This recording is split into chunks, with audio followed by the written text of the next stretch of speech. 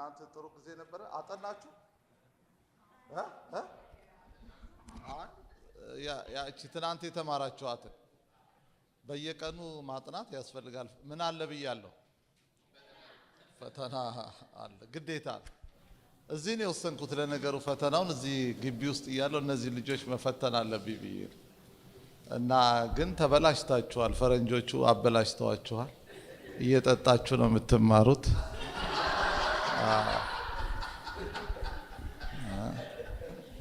በጣም ተበላሽታችሁ ይሄን ጉዳችሁን ፎቶ አንሳልኝና አገር ቤት አሳያለሁ ማለት ነው። እንደዚህ ተጀምሯል ማለት ነው። ዘና እያላችሁብኝ ነው ማለት ነው።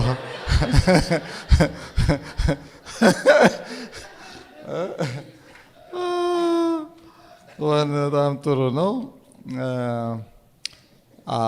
ብዙ ጊዜ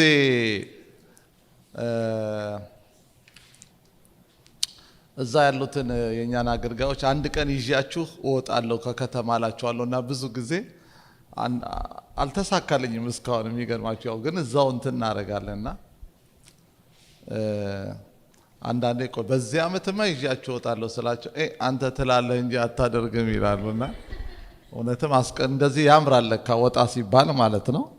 አሁን ቃል የምገባው እንደተመለስኩ ይዣቸው እወጣለሁ ማለት ነው። ያው ብዙ ቢሆንም ግማሹን ይዤ እወጣለሁ። እግዚአብሔር እርቶን ወደ ከ400 በላይ አገልጋዮች አሉ። ጌታ በጣም ባርኮናል። ከ20 በላይ የሙሉ ጊዜ አገልጋይ አለ ከነ ቢሮ ሰራተኛ። እግዚአብሔር በጣም እየረዳን ነው። ግን ጥሩ ነው እንደዚህ ወጣ ብሎ መማር ደስ ይላል በጣም።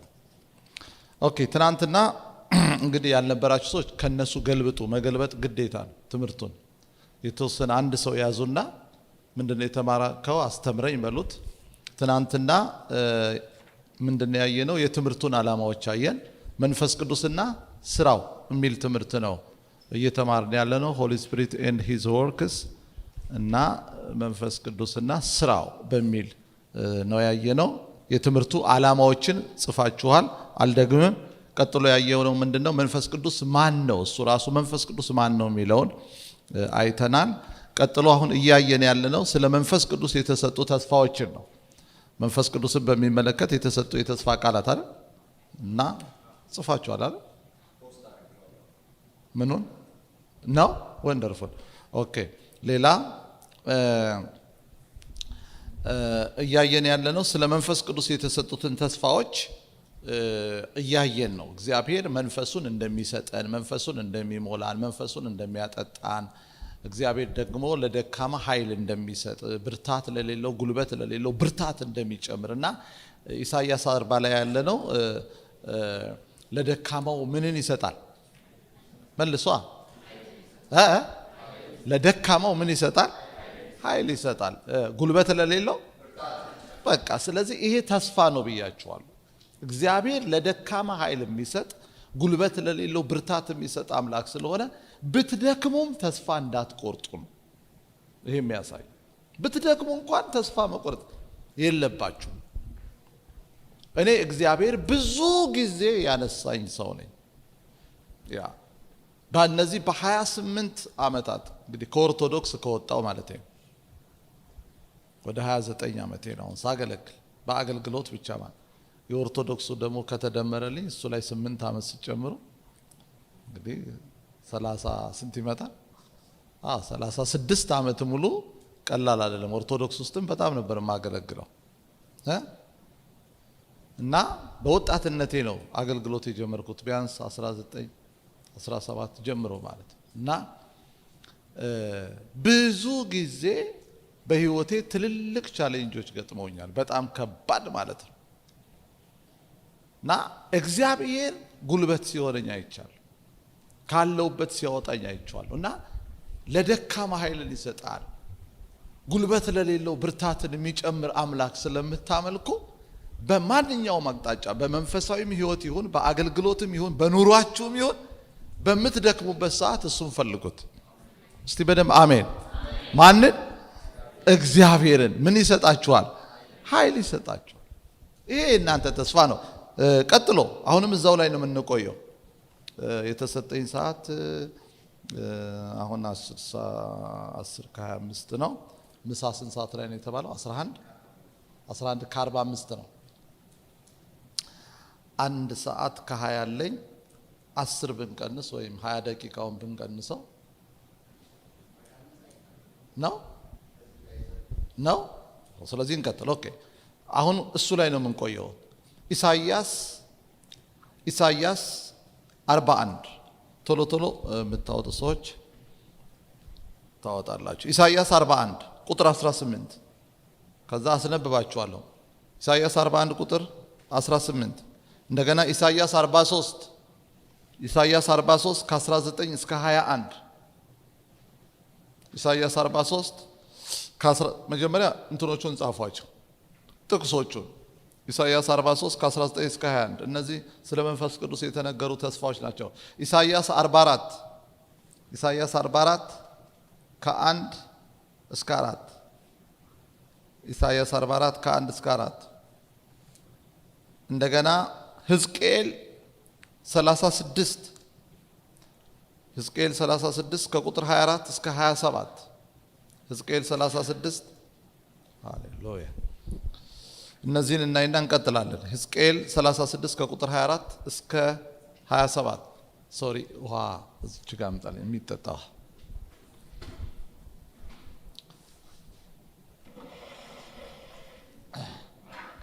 ኦኬ ከዚህ አካባቢ ጀምሮ የሰጠኋችሁን ጥቅስ እናነባለን። ውሃ ብቻ ነው፣ ሌላ ችግር የለም።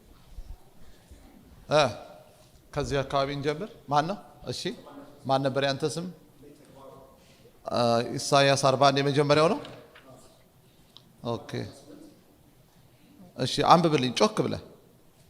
በወናዎቹ ኮረብቶች ላይ ወንዞችን በሸለቆች መካከል ምንጮችን እከፍታለሁ። yes ለውሃ መቆሚያ የጥማትን ምድር ለውሃ መፍለቂያ ያደርጋል። good በቃ wonderful እግዚአብሔር በወናዎቹ ኮረብቶች ላይ ወንዞችን በሸለቆች መካከል ምንጮችን እንደሚከፍትና ምድረ በዳውን ለውሃ መቆሚያ የጥማትን ምድር ለውሃ መፍለቂያ እንደሚያደርግ ተናግረዋል። በዚህ አሁን ባነበብነው ክፍል መሰረት ማለት ነው። ይሄ እግዚአብሔር በኢሳይያስ በኩል የተናገረው ቃል ነው። ኢሳይያስ 41:18 ማለት ነው። ለፍጥነት ሞባይልን እጠቀማለሁ ማለት ነው። 41:18 ምንድን ነው የሚለው? በወናዎቹ ኮረብቶች ላይ ይላል። ወና ማለት ባዶ ማለት ነው። በወናዎቹ ኮረብቶች ላይ ወንዞችን በሸለቆችን መካከል ምንጮችን እከፍታለሁ። ባዶ በሆኑት ላይ አሜዚንግ፣ ምንም በሌላቸው ነገሮች ላይ እግዚአብሔር አዲስ ነገር እንደሚያደርግ እስቲ ባካችሁ በደም አሜን። እስቲ ጮክ በሉና እንደዚህ በሉ፣ እግዚአብሔር ባዶነቴን ይሞላል በሉ እስቲ። ምን ቸገራችሁ በሉ እናንተ፣ እግዚአብሔር ባዶነቴን ይሞላል በሉ እስቲ። ስለዚህ ባዶነት እንኳን እኛ የማያስጨንቀን ሰዎች ነን። ራፋሻ አየህ፣ ጉድለት ባዶ በቃ እኔ እኮ ደረቅኩኝ ባዶ እንኩ ብትል እንኳን ችግር የለበትም። እግዚአብሔር ከውስጣችሁ ምንጭ ያፈልቃል።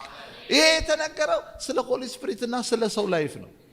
አረጋግጥላችኋለሁ፣ ወደፊት ስትሄዱ ስለ ሰው መሆኑን እናየዋለን። ሉክ እከፍታለሁ። ቀጥሎ ምን ይላል? ምድረ በዳውን ይሁን ምንም እኮ የለም እኮ እዛ ኤሪያ ላይ ምድረ በዳውን ለውሃ መቆሚያ። ምድረ በዳ ማለት ባዶ ማለት ነው። በነገራችን ላይ በረሃ ማለት አለ። ባዶ በቃ ምንም የሌለበት ግን ለውሃ መቆሚያ የጥማትንም ምድር የተጠማች ማለት ነው ምድር ለውሃ መፍለቂያ አደርጋለሁ ይላል። እስቲ ጮክ በሉና እግዚአብሔር ያደርጋል በሉ እስቲ። በሉ ቢቸገራችሁ ማን ነው የሚያደርገው? እግዚአብሔር ነው። ስለዚህ በኢየሱስ ክርስቶስም እናንተ ውስጥ ያልነበረ ነገር አሁን ይፈልቃል።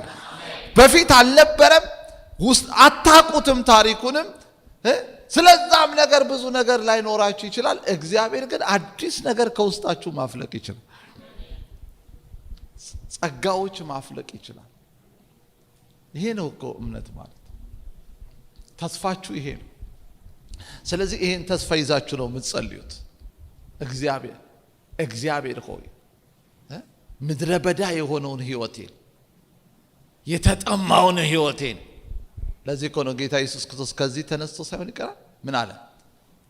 በሱ የሚያምን የህይወት ውሃ ምን ወንዝ ከሆዱ ምን ያደርጋል? ይፈልቃል የሚለው ይሄ በሱ የሚያምን አያችሁ። ስለዚህ በክርስቶስ ኢየሱስ የሆኑ ሰዎች እድለኞች ነን። ከውስጣችን የሚፈልቅ ነገር አለ። እስቲ በደም አሜን። አሁን ጥያቄው እየፈለቀ ነው ወይ ነው? ምንድነው ከውስጣችሁ የሚፈልቀው? ምክንያቱም ከቃሉ ጋር እኮ ራሳችሁ ማዛመድ ነው። በእኔ የሚያምን እኮ ነው ያለው ጌታ። የህይወት ውሃ ወንዝ ከሆዱ ይፈልቃል። እዚህ ጋር ደግሞ የጥማትን ምድር የተጠማችውን ምድር ለውሃ መፍለቅ ያደርጋታል። ውሃ ይፈልቅባታል እግዚአብሔር። ራፓሻ ራፎስ ይሄ ተስፋሽ ነው። ይሄ ያንተ ተስፋ ነው። ስለዚህ ባዶነት ሊያስጨንቃችሁ አይገባም። ባዶነት ተስፋ ሊያስቆርጣችሁ አይገባም። ምድረ በዳነት ተስፋ ሊያስቆርጣችሁ። እኔ አሁን እግዚአብሔር አመሰግናለሁ፣ አስተምራለሁ፣ ሰብካለሁ፣ ዘምራለሁ፣ ለሰዎች ጸልያለሁ። እነዚህ ነገሮች እኔ ውስጥ ድሮ አልነበሩ። ሰዎች በእነዚህ ነገር ሲያገለግሉ ሁሉ ወይ እግዚአብሔር አምላኬ ወይ በቃ አንዴ እንደዚህ አገልግዬ በሞት ሁሉ ነበር። አባቴ ጠየቅኩት፣ ሰጠኝ። ፒሪየድ። ሰላም አልነበረኝም ድሮ፣ ደስታ አልነበረኝም፣ ተስፋ የምቆርጥ ሰው ነበርኩ። እግዚአብሔር በቃ ያን ላይፍ ውስጥ ያፈለቀው። በቃ አሁን ደስተኛ ነኝ፣ ዝም ብሎ ደስ ይለኝ። ኢየሱስ ጌታ። አዚም የለ ዱካክ የለ ራፓሻ ቶራባስ በቃ ቢሞላ ባይሞላ ቢጎድን ባይ ምን ቸገረኝ? በጌታ ደስ ብሎኝ እኖራለሁ። ይሄ እኮ ነው የመንፈስ ቅዱስ ምክንያት። በነገራችን ላይ መጽሐፍ ቅዱስ የሚለው የእግዚአብሔር መንግስት ይላል ጽድቅና ሰላም በመንፈስ ቅዱስ የሆነ ደስታ ናት እንጂ፣ በኋላ እናየዋለን፣ በመንፈስ ቅዱስ የሆነ ደስታ ናት እንጂ መብልና መጠጥ አይደለችም ይላል። አይ ወደ ኪንግደሙ ስትገባ ያንተ ደስታ እንትኑ ይቀየራል። ፎርሙላው በምን ይሆናል? በሆሊ ስፒሪት ይሆናል። እስቲ በደም አሜን። እስቲ ይህን ቃል በሉት፣ የእግዚአብሔር መንግስት በሉ እስቲ እንደገና። ጽድቅና ሰላም በመንፈስ ቅዱስ የሆነ ደስታ ናት እንጂ መብልና መጠጥ አይደለች። ወደ ጌታ ስንመጣ አሁን እኮ እኛ ተደበላልቆብን እኮ ነው፣ ኮንፊውዝ ይሆን ነው። ይኸውልህ ወደ እግዚአብሔር እንትኑ ተደበላለቀብን፣ የጌታም የቁሱንም እንትን ደበላለቀብን። ገባ? ቁሳዊም መሆን እንፈልጋለን፣ ዓለማዊም መሆን እንፈልጋለን፣ መንፈሳዊም መሆን እንፈልጋለን። ግን የእግዚአብሔር ቃል የሚያሳየን እውነተኛ የክርስቲያኖች ደስታ ቁሳዊ አይደለም። እኔ ልንገራችሁ፣ ደግሞ ታውቁታላችሁ እኮ ይሄ በእናንተም ህይወት እኮ ውስጥ አለ። እንደው መጠኑ ይለያይ እንጂ በጌታ እኮ ያለውን ደስታ ታውቁታላችሁ። እንዴት ነው? በቃ ስትጸልዩ፣ መንገዳችሁ ከጌታ ጋር ሲስተካከል፣ እግዚአብሔርን ስታመልኩ፣ ራፓሻ ሮፓስ ያለው ጆይ፣ ያለው ሰላም፣ ያለው ፒስ ቴስት አድርጋችሁታል እኮ። ከዛ ዓለማዊው ደግሞ ይመጣና ድብልቅ ያደርግባችሁ። አሁን ግራ የገባችሁ እኮ እሱ። ሁለቱንም ይዛችሁ እኮ መሄድ ስለምትፈልጉ ነው ወገኖቼ። እንደ እግዚአብሔር ያለ ማንም የለም። እስቲ በደም አሜን። አያችሁ። ስለዚህ የጥማትን ምድር አለ እግዚአብሔር ለውሃ መፍለቂያ አደርጋለሁ። ስለዚህ ውስጣችሁ ሲደርቅ፣ ባዶነት ሲሰማችሁ ሞር ተስፋ አትቁረጡ። በጌታ ፊት ተንበርከኩ፣ ፈልጉት፣ ጌታን ጠይቁት፣ ህይወቴን አረስርስ በሉት። ኦኬ፣ ቀጥሎ ያለው ማንም ያነብልኝ ቶሎ። 43 ኢሳይያስ 43 ከ19 እነዚህ አሁን ተስፋዎች ናቸው። ስቲል ማሳያችሁ ማንም ያሳይ፣ ማንም ያነብልኝ ያወጣ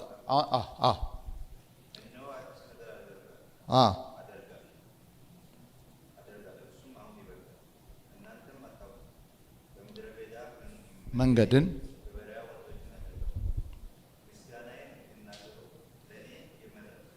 የፈጠርኩት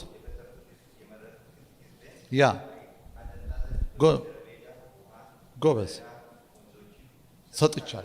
ሰጥቻለሁና ጎበዝ ሉክ ምንድነው የሚለው ይሄ ኢሳይያስ 43 ከ19 አሁን መጀመሪያ ላይ ያነበብነው ስለ እንትን ሊመስል ይችላል እንደዚህ ስለ መሬት የተናገረ ሊመስለን ይችላል ያም ቢሆን ችግር የለውም ይሄኛው ግን ምን አረገ እንትኑን ገፋ አደረገው ማለት ገለጥ አደረገው ምን ይላል የፊተኛውን ነገር አታስተውሉ ወይም አታስቡ የጥንቱንም ነገር አታስቡ እርሱት ማለት ነው ለምን እነሆ አዲስ ነገርን አደርጋለሁ እስቲ ባካችሁ በደም አሜን ሻራፋካስ ምን ማለት ነው ከድሮ የተለየ ማለት እግዚአብሔር አሮጌውን ነገር የሚያሳልፍ ወይም የሚያስረሳ ነገር ያደርጋል አሜን እግዚአብሔር እንዲህ ነው አያችሁ የቀድሞ ነገራችሁን የሚያስረሳ ነገር ማድረግ የሚችል አምላክ ተውታለ እግዚአብሔር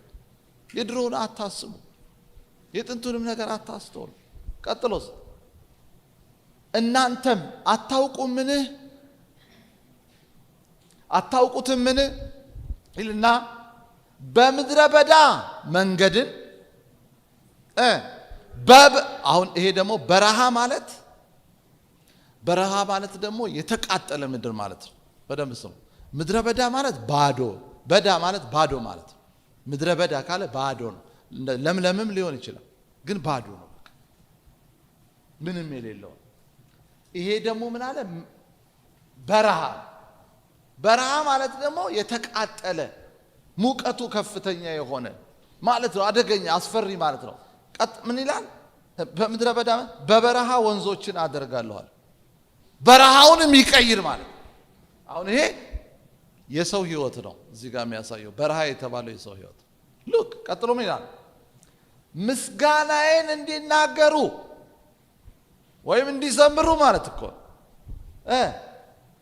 ለእኔ የፈጠርኩት ህዝብ የመረጥኩትን ህዝቤን ይላል አጠጣ ዘንድ ሲባካችሁ በደም አሜን አሁን እግዚአብሔር ወዴት አመጣው ወደ ሰው አመጣው አጠጣ ዘንድ በምድረ በዳ ውሃን በበረሃም ወንዞችን ሰጥቻለሁና ይላል እግዚአብሔር ኦኬ ይሄም ተስፋችን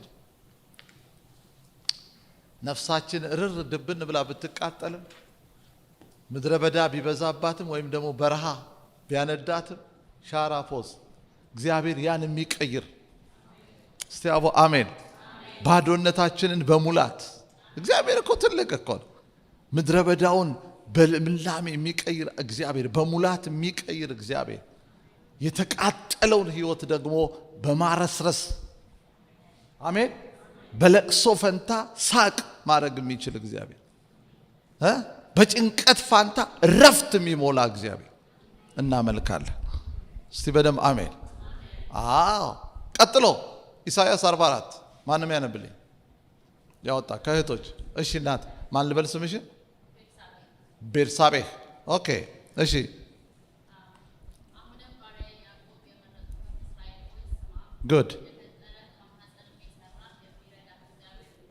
ጉድ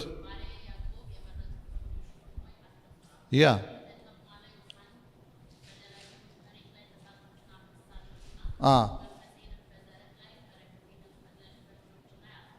ያ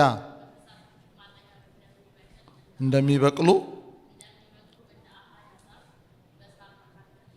ወንደርፉል ጎበዝ አያችሁ አሁን ደግሞ እንትን አደረገው በቃ ገለጠው እንዳለ ይሽሩ ነው አትፍራ አለ በቃ ያዕቆብን እኮ ነው እስራኤል አትፍራ አለ ኦሬዲ ታውቃላችሁ ባዶነት ራሱ መጥፎ ነው ህይወቱ ቤተክርስቲያን አሁን ድርቅ ስትል ራሱ ሁሉ ነገር ያስጠላል ቸርች ራሱ ሲደርቅ እኮ በቃ ስብከቱ ሲደርቅ ዝማሬው ሲደርቅ እነዚህ ናቸው እንግዲህ ቸርች ውስጥ ዋና በጣም የሰውን ህይወት የሚነኩ አገልግሎቶች እና አምልኮ ሲደርቅ በጣም ከባድ እኮ ያስጠላል በቃ ራሱ ፕሮግራሙ ያስጠላል አያልቅም እንዴ ነው የምትለው?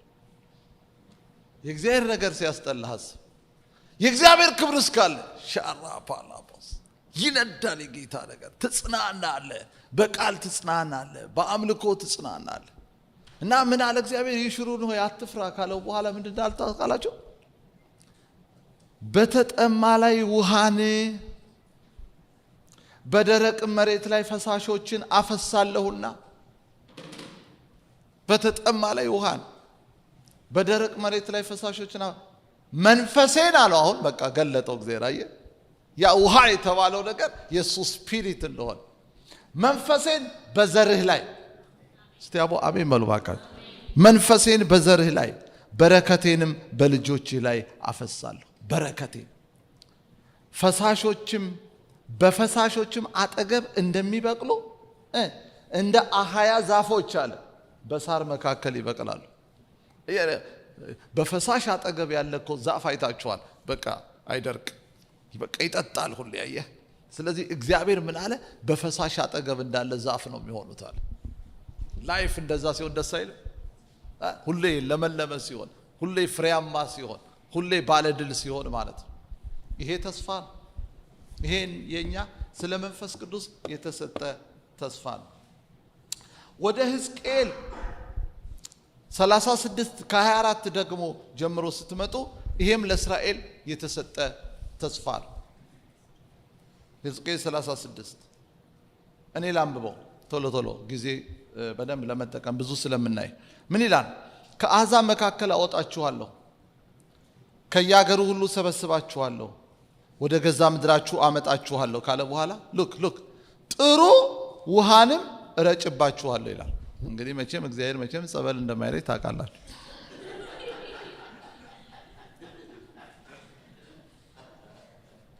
ካለለው መቼም እግዚአብሔር ጣሳ ይዞ እንደ ቄስ ጸበል አይረጭም። እግዚአብሔር ግን ምን አለ? ውሃ እረጭባችኋለሁ። ሻራፓ ካላቶስ እስቲ አቦ አሜን ይርጭብን። አሜን። ይሄ ለሰው እኮ ነው የተባለው። ታውቃላችሁ አይደል? ያለ መንፈስ ቅዱስ እኮ እኛ ዝም ብሎ በቃ ምን ብዬ ልንገራችሁ፣ በቃ ዋጋ የሌለን ሰዎች። ሰው የሚያደርገን እኮ የኛ ልዩነታችን እኮ እሱ ነው። ክብሩ መኖሩ፣ ጸጋው መኖሩ፣ መንፈሱ መኖሩ በደምብ ሰው። ስለዚህ እግዚአብሔር ምን አለ? እስራኤላውያንን ጥሩ ውሃ እረጭባችኋለሁ አለ። ፐርፖዙን እነግራችኋለሁ ለምን እንደሚረጭባችሁ እረጭባችኋለሁ። ከዛስ እናንተም ይላል ትጠራላችሁ። ሻራፋካስ ይሄ ደግሞ የሚያጠራ ትጠራላችሁ። ይኸው ከዛስ ከምንድን ነው የሚጠሩት? ከርኩሰታችሁ ሁሉ ከጣዖቶቻችሁም ሁሉ አጠራችኋለሁ አለ። ከርኩሰት ሺራፓካላዶራፋሳ ህይወታችሁን አቦ አሜን ህይወታችሁን ካረከሰ ነገር ሁሉ። አየህ ሆሊ ስፒሪት የሚመጣው ከሱ ነው። ስራው እሱ ነው። ይሄ ውሃው ሲመጣ ነው። ትናንት እንዳልኳችሁ ማለት ነው። አንዳንድ ሰው በደንብ ሲታሻለን ገንዳውን የሚያቆሽሸው እና በቃ ሆሊ ስፒሪት የእግዚአብሔር መንፈስ ከርኩሰት ያጣል። አሜን። በቃ ነፍሳችንን ካደረቀው ከጣዖት ሁሉ አጥባችኋለሁ አለ። ይሄ ውስጣችሁ ያለ ጣዖት እርኩሰት ውሃዬን ምረጭባችሁ ለሱ ነው አለ እግዚአብሔር። ሻራፋስ በነገራችን ላይ የእግዚአብሔር እኮ አንዱ ዓላማ እኛን እኮ የጽድቅ ሰው ማድረግ። ይሄን አታውቁ? እኛን ትክክለኛ እሱን የምንመስል ሰዎች ማድረግ፣ ንጹህ ሰው ማድረግ ነው መንፈስ ቅዱስ። ህይወታችሁን እኮ ነው የሚሰራው መንፈስ ቅዱስ። ዝም ብሎ ብቻ በልሳን ላይ አስብሎ የሆነ ወንበር ስራ እንደፋድፎ ብቻ እኮ የሚያስነሳ አይደለም ጌታ። የህይወት ለውጥ እስቲ አቦ በደም አሜን። ዓለም መኖር ያቃታትን ህይወት እኮ እናንተ እንድትኖሩ ነው የሚያደርግ። ይሄን አታውቁ? የጽድቅ ህይወት ክርስትና እኮ እንደዛ እኮ። መንፈስ ቅዱስ እኮ የሚመጣው ዝም ብሎ አንደፋድፎ አንቀጥቅጦ ለመሄድ ብቻ ነው አይደል? ልክ አይደል? ልክ ነኝ አይደል? ወይ ብዬ ዝም ብዬ ካልተለወጥኩ ምን ያደርግ? ልክ አይደል? እኔ እንዳንተ ማነው ስምሽ? ሀና? አዎ ሀና እንደውም ይገባታል የመንፈስ ቅዱስ ጉዳይ አይደል? ልክ አይደል? ልክ አይደለሁም ወይ?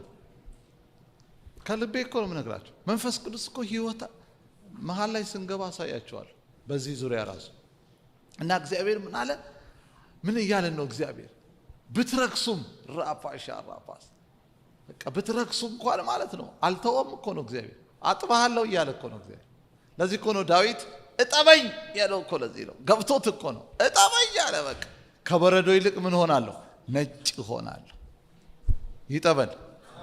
እስቲ ሚስማማ ሰው እግዚአብሔር እንዲያጥበው የሚፈልግ ሰው በደንብ ቅልል ይላችኋል። አያችሁ ስትታጠቡ ማለት እና ከርኩሰታችሁ ሁሉ አጠራችኋለሁ። ኦኬ ያ ከዛስ ቀጥሎ ምን ይላል? አዲስ ልብ እሰጣችኋለሁ። ጎማ ሲያረጅባችሁ ምንድን ነው የምታደርጉት? በጣም ሲያረጅ በቃ ይቀየራል። ለምን? በየቦታው እየተኛ ስለሚያስቸግር አይደል? ልክ ነኝ አይደል? ከልብሽ ነው የሳቅሽው። ጌታ አስቸገረሽ እንደ ሰሞኑን ጎማ ልክ ነኝ አይደል? ቤርሳቤ ልክ አይደለም? በቃ እዛም ጋር ሲሆን ዘጭ ይላል። እዛም ጋር እኔም እንደሱ ገጥሞኛል በፊት ላለመቀየር በቃ ነው ያው እዛም ኢኮኖሚዋ ችግር ስላለች ለመቀየር ስለጥፍ እዛም እጭ ትልና በቃ ምን አባቱ ትልና ጨከን ትልና ማለት ነው። አራቱንም ስትገጠው በተማመን እኮ ነው በቃ። ከዛ በኋላ ሻራባስ አንዳንዱ ያው እንደ አቅሚቲ ሰከንዳንድ ይገጥማል አለ እዚህ ሀገር ሰከንዳንድ እዚህም አለ። ጌታ ይገስጻችሁ።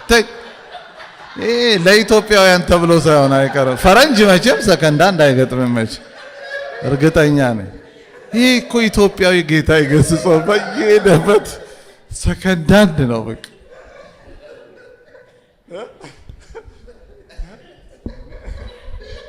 ለእናንተ ተብሎ ለአፍሪካ ተብሎ ሆናለ። ነጩም ይገጥማል ሰከንዳንድ አላ ችስታው ደግሞ የሰነፉ እንጂ ከፍ ያሉት አላ ነጭም ሆኖ እኮ ሰነፍ አለ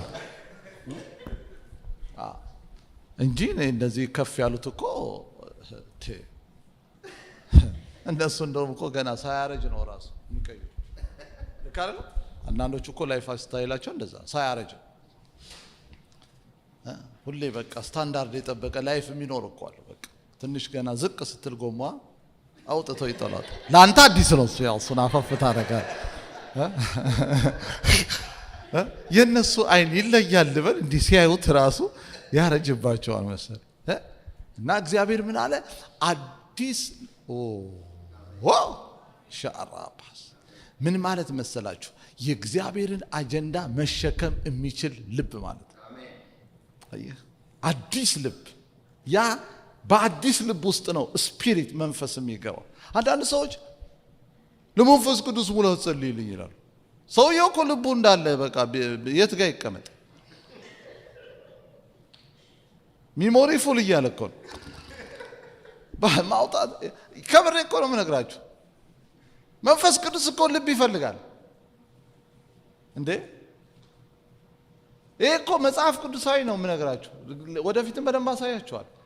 ለእግዚአብሔር መንፈስ የማይመች ልብ ከሆነ ሰውየው መንፈስ ቅዱስ ጋር ሳይገናኝ ዘመኑ ያልፋል። እግዚአብሔር መጀመሪያ የልብ ለውጥ ነው የሚያደርገው። ይሄው አዲስ ልብ እሰጣችኋለሁ። ቀጥሎስ አዲስም መንፈስ በውስጣችሁ አኖራለሁ። እስቲ አሜን በሉ ባካችሁ። አዲስ መንፈስ። ቀጥሎስ የድንጋዩን ልብ ከስጋችሁ አወጣለሁ። የድንጋዩን ልብ ማለት ይሄ ብዙ እኔ ድሮ ድንጋይ ራስ የሚለው እኮ ከዚህ የመጣ ሳይሆን አይቀር። ታዲያ ከየት የመጣ ነው? ድንጋይ ራስ የማይገባው ማለት ነው። እግዚአብሔር የድንጋዩን ልብ ያለው እኮ ያው ድንጋይ ራስ እንደማለት እኮ ነው። የማይገባውን ልብ ይሄ ድንጋይ ልባችሁን አወጣዋለሁ። ድንጋይ በቃ ቢባል ደንዳና ማለት ነው። እግዚአብሔር ራሱ ነው የሚያወጣው። ድንጋይ የሆነ ልባችሁን አወጣና የስጋ ልብ። የስጋ ማለት ደግሞ ለስላሳ ለማለት ያው ስጋ ለማለት ለስላሳ ለማለት በቃ የሚመች ልብ እሰጣችኋለሁ። እግዚአብሔር ልብ ይሰጣል።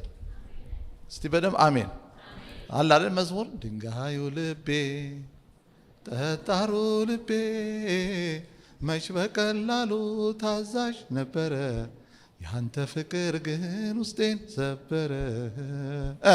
ተረትቻለሁ ተሸንፊያለሁ፣ ኢየሱስ ላንተ እጅ ሰጥቻለሁ፣ ዛሬ በፍቅር ተማርኪያለሁ።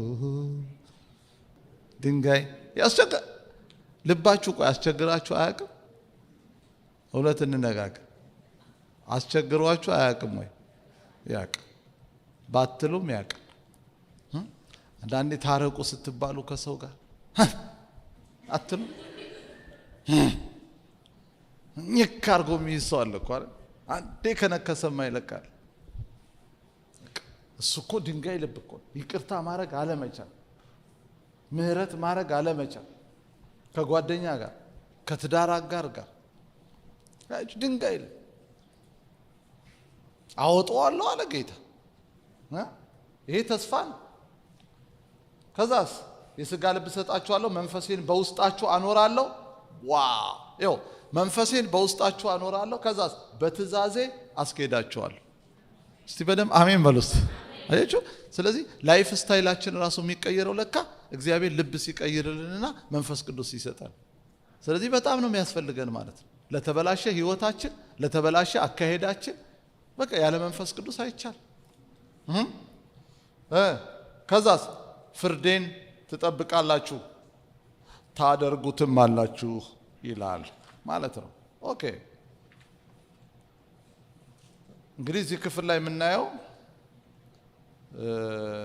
መንፈስ ቅዱስ በተደጋጋሚ በውሃ እንደተመሰለ የሚጠራው ዘርፈ ብዙ ስራ በሰው ልጆች ህይወት ውስጥ ስለሚሰራና ውሃ ከሰው ልጆች ህይወት ጋር በእጅጉ የተቆራኘ በመሆኑ ነው። የእግዚአብሔርን ፈቃድ ማድረግ አቅም የምናገኘው መንፈስ ቅዱስ በውስጣችን ሲኖር ብቻ ነው እና ሕዝቅኤል 36ን የሰጠኋችሁን ኤሪያ ወይም አካባቢውን በደንብ አድርጋችሁ አንብቡት። ኦኬ ሌላ እናንተ ታውቁታላችሁ። ይህን ክፍል በጣም የተወደደ ክፍል ነው። ሕዝቅኤል 37 ከ1 እስከ 14 በጣም የምታውቁት እነዛ አጥንቶች በሞሉበት ሸለቆ ውስጥ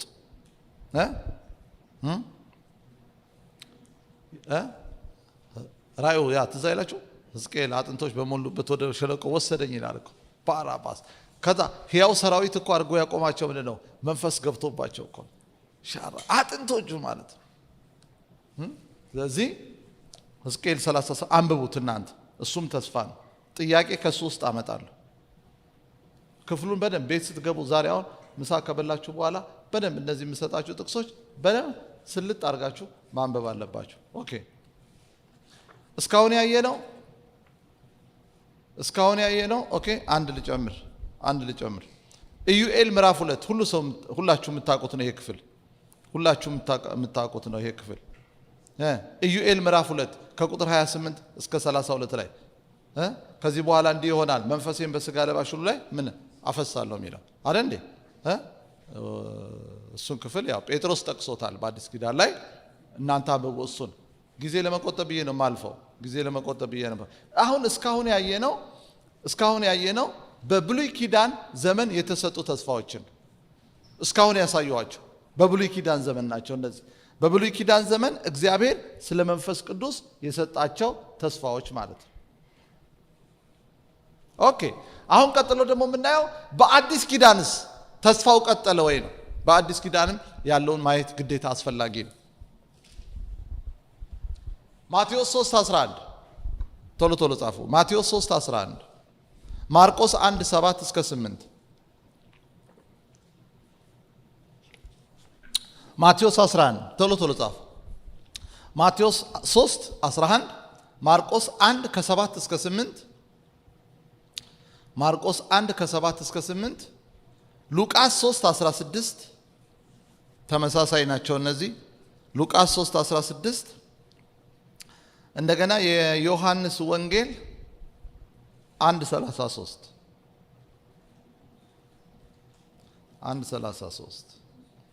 ደግመዋል።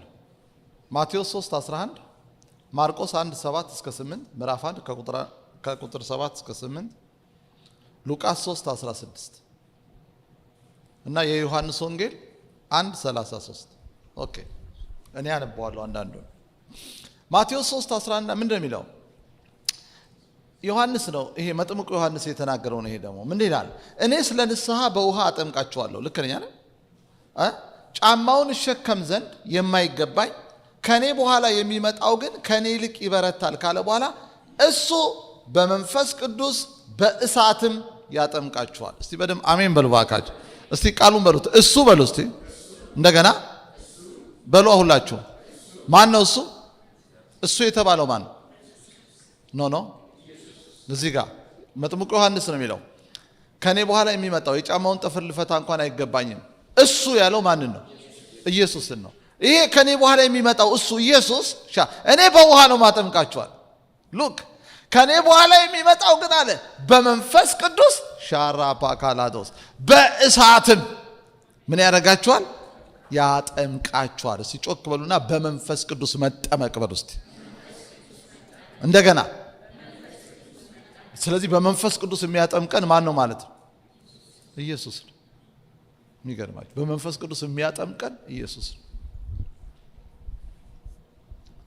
በመንፈስ ቅዱስ የሚያጠምቃችሁ ሊቀ ካህናችሁ ኢየሱስ ሮፓ ሻራባስ።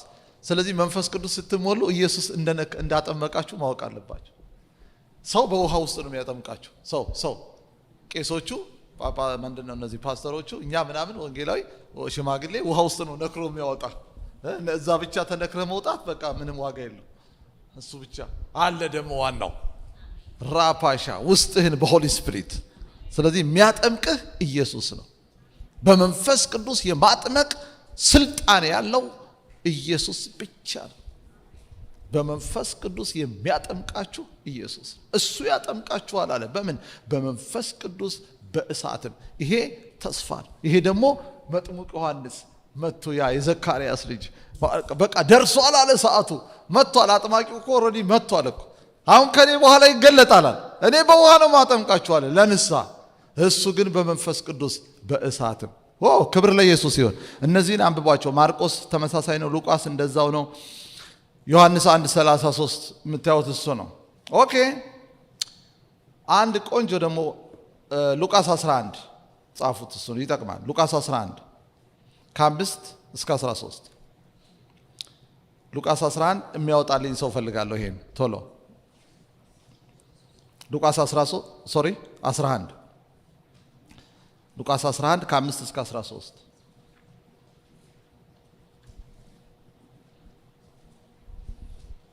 ያወጣ ሰው አለ ከእህቶች? ሌላ ያናነበበ አወጣሽ? እስቲ ጮክ በይና አንብቢው። ኢየስ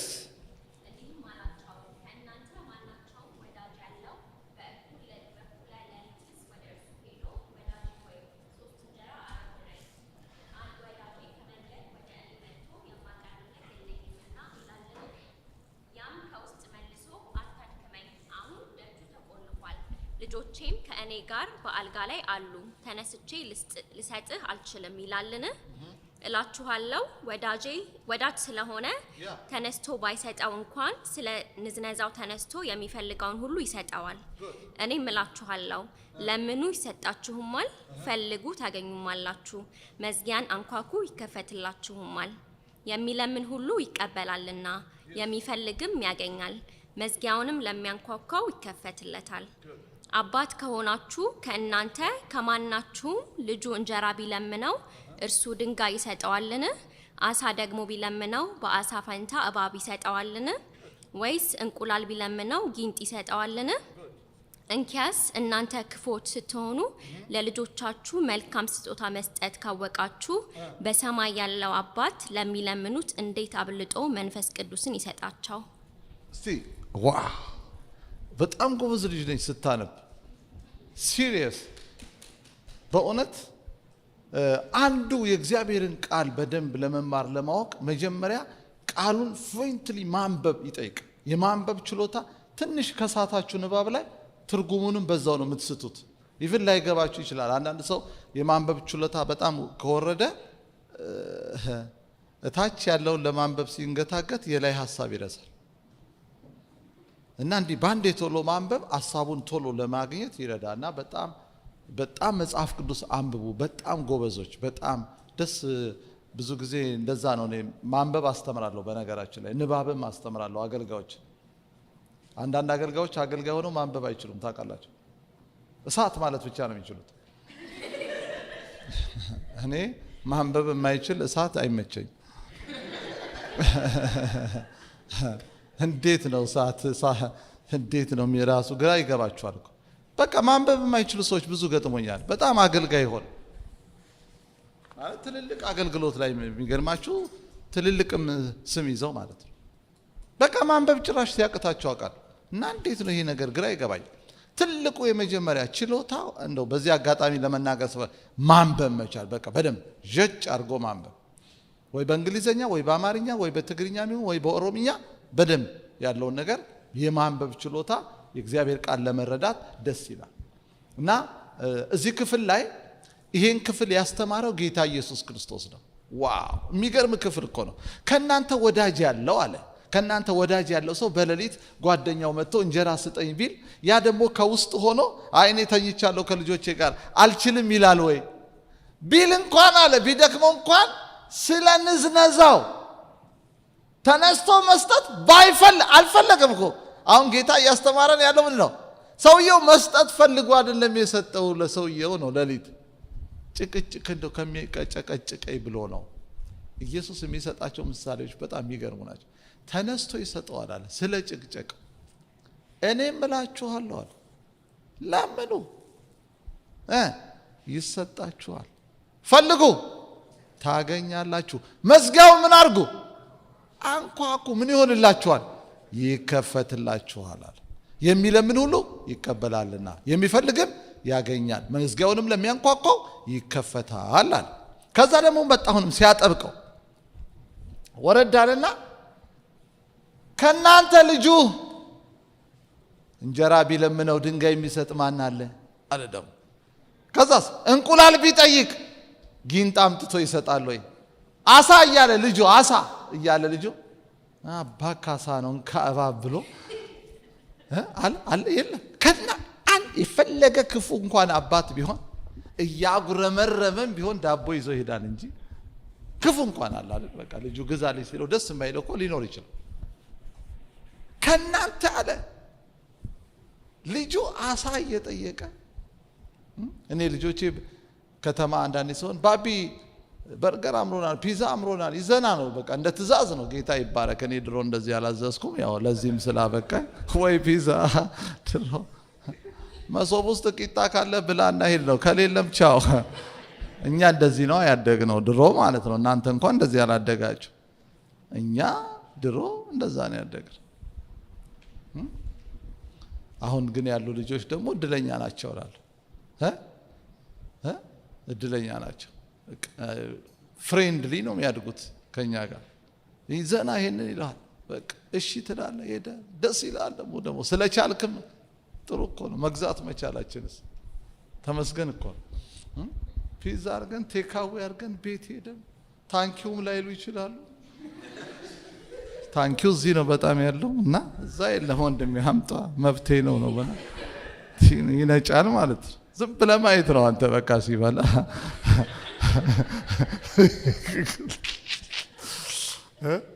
እና የሚገርም እኮ ነው። እና ጌታ ከእናንተ አለ ልጁ ዳቦ ቢጠይቅ ምን እያለን እንደሆነ ታውቃላችሁ? እግዚአብሔር አንዳንድ እርግጠኛ እኮ ስለማንሆንለት ነው ይሄን ሁሉ ምሳሌ የሚሰጠው ጌታ። እርግጠኛ ሁኑ ነው በቃ። እኔ ዳቦ ጠይቃችሁኝ ድንጋይ አልሰጣችሁም፣ ባርከኝ ብላችሁኝ አልረግማችሁም። እግዚአብሔር እኮ እንደዛ እያለ ነው። አያችሁ? እና አለ ወይ ካለ በኋላ እንግዲያስ አለ ጌታ እናንተ ክፉዎች እንኳን ሆናችሁ ክፉዎች ስትሆኑ ለልጆቻችሁ መልካም ስጦታ መስጠት ካወቃችሁ እንግዲያስ የሰማይ አባታችሁ ቀንና ሌሊት ወደሱ ለሚጮሁ እንዴት አብልጦ መንፈስ ቅዱስ ይሰጣቸው። ይሄ ከመንፈስ ቅዱስ ጋር አገናኝ። እንዴት አልሰጣችሁም መንፈሴን ማለት ነው። ከመንፈስ ቅዱስ ጋር እንዴት እንዳገናኘው እናንተ ዳቦ ጠይቁ፣ እኔማ ወደ እኔ ለሚጮሁ መንፈሴን እሰጣቸዋለሁ።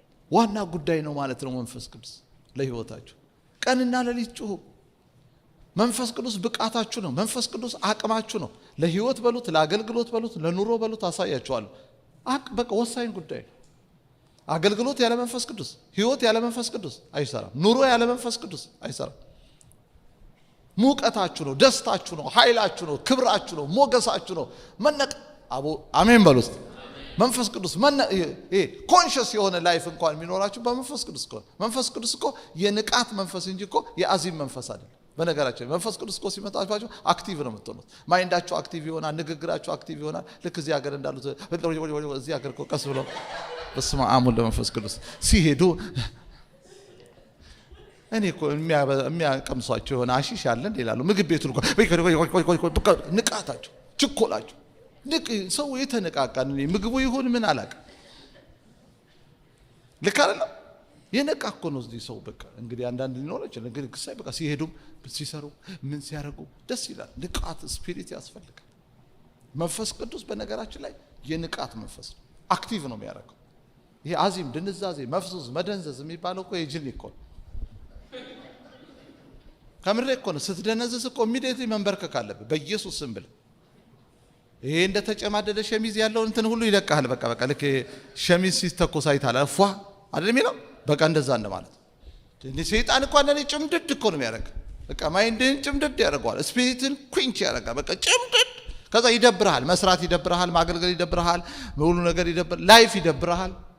ተነስተ መልበስ ሁሉ ሊደብር ይችላል። ስለዚህ ሆሊ ስፒሪት ሲመጣ ኢን ኤቭሪ ዳይሬክሽን ኮንሽስ ያደርጋል። አየህ፣ አገልግሎቱን ነቅተህ ታገለግላለህ፣ ስራህን ነቅተህ ትሰራለህ። በቃ መንፈሳዊ ነገር ላይ አክቲቭ ትሆናለህ፣ ደስ ይልሃል። በቃ ፍሬሽ የሆነ ማይንድ ነው የሚኖር።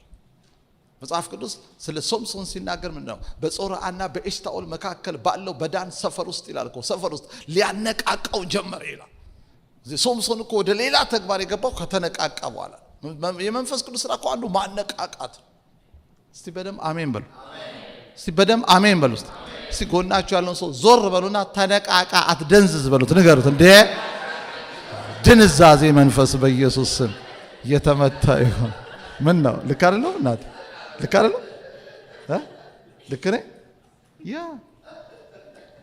ድም መደንዘዝ። ሁለት የሐዋሳ ልጆች አገኘው። ለማንኛውም ዘመድ አለኝ እዚህ ማለት ነው። ማያን ተወራ ፓሻ እስቲ እውነት በይ። አሁን እኔ ቆይ ሐዋሳ መሆንሽን አውቄያለሁ፣ ነግረሽኛል።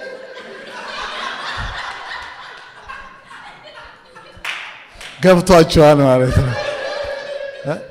ፕሮፌሳይል አድርግልኝ።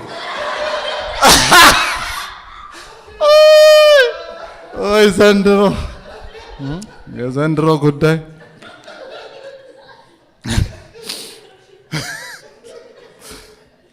ልግባ ወደ ቤትሽ።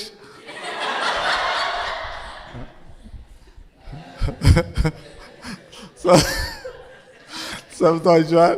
ይህን ቀልድ ሰምታችኋል? አንድ ትልቅ ሰባኪ ባለፈው እኛ ጋር ኮንፈረንስ ነበርና ወዴን ቁስል ያደረገኝ ልግባ ወደ ቤትሽ ይላል አሉ ነቢዩ። ግባ ትላለች። ግባ የእግዚአብሔር ሰው ገባው ይላል